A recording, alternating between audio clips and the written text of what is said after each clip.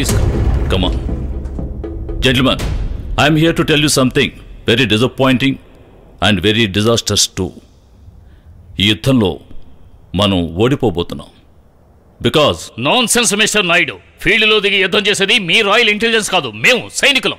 We will decide, గెలిచినా ఓడినా. Sir, Pak colonel Raja Sharif మన 2 వికెట్స్ పట్టుకున్నందువల్ల వీఆర్ నాట్ లాస్టెడ్ సార్. వారు ఇంకా పూర్తి కలదు sir. Janardhan, this is nothing to do with Raja. This is not about your sector also. Sir. This is, he's trying to give us the intelligence report of the area. Yeah, Mr. Nair, carry on. ఫీల్డ్లో మీ పతాతి దళం fight చేస్తున్నట్టే we are also fighting mister. తుపాకీతో కాదు, తెలివితేటలతో. Intelligence వాళ్ళ తెలివి సపోర్ట్ లేకుంటే ఎవరూ ఏ యుద్ధంలోనూ గెలవలేరు. But here we are facing defeat both ways. ఇంటెలిజెన్స్ లెవెల్లోనూ ప్రత్యక్ష యుద్ధంలోనూ. In fact with the intelligence people have intercepted a US message. America 7వ నావికా దళం ఇండియాని లక్ష్యం చేసుకుని బయలుదేరింది, మనతో నేరుగా తలపడి ఓడించడానికి. Open the map. US 7th Fleet, 75,000 tons of nuclear power loaded on aircrafts. మన ప్రెస్టేజ్ వార్షిప్ విక్రాంత్ కెపాసిటీ కేవలం 20,000 tons. In addition to that, cruise missiles, missile destroyers and what not.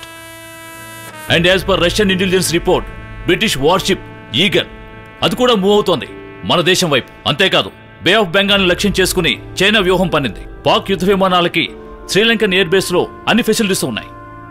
America, Britain, China శత్రు విమానాలు నలువైపుల నుండి ఒక్కసారిగా మన మీద దాడి చేశాయంటే రాజా షరీఫ్ తోనే ఓడిపోయిన మీరు ఏం చేయగలరు మిస్టర్ జనార్దన్?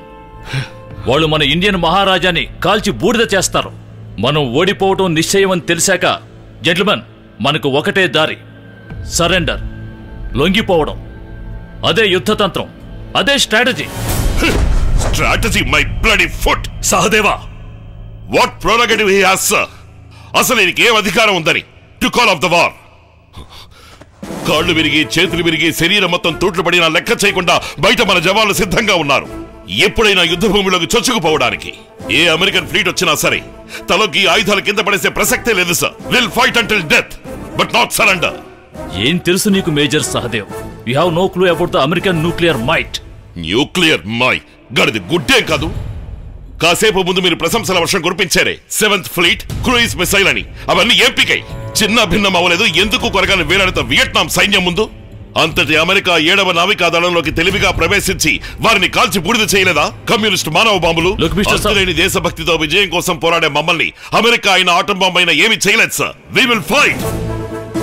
ఎందరో వీర జవాన్లు తమ ప్రాణాల్ని ధారపోసి తెచ్చిపెట్టిన స్వాతంత్రం సార్ ఇది. దాన్ని కాపాడుకోవాలి. దేశం కోసం కాపుగా చేపుడు కావాల్సింది తుపాకులు కాదు సార్, తూటాలకు ఎదురుండి నిలబడే సైనికుని ధైర్యం. Sahadeva, now give us orders sir. They are all set to march. Boys.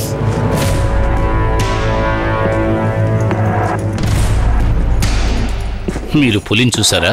రక్తం తాగే బిబ్బులి అదిగో వెళుతోంది చూడండి. మాతృదేశం కోసం ఏమైనా చేస్తాడు.